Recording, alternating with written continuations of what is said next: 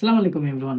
আজকে আমি এরকম একটা এই ধরনের কম্পোনেন্ট দিয়ে কত টাকা খরচ হতে পারে ফ্যান বানাইতে তার একটা ধারণা দিব।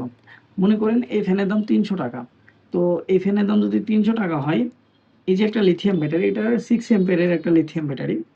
নতুন সেল দিয়ে বানানো একটা বিএমএস সার্কিট আছে। তো এই যে ৪ টা ব্যাটারির দাম প্রায় ৳১২০০। আর একটা এই বিএমএস সার্কিটটার দাম প্রায় ৳২৫০। টোটালি ৳১৬০০ খরচ পড়ে। তো এই ১৬০০ আর এইটা ৩০০ প্রায় ৳১৯০০ চলে গেল। এরপরে এরকম একটা মোটামুটি রেগুলেটর লাগবে ফ্যানকে কন্ট্রোল করার জন্য। তো এই রেগুলেটরের দাম কেমন ৳১০০ মতো বা ৳৮০, ৳১০০, ৳৭০ এরকম। তো এরপরে যদি আপনি একটা কভার বানাইতে চান, কভারের ভিতরে কভারের একটা অথবা কভার কিনতে চান, এর ভিতরে একটা ক কস্টিং আছে।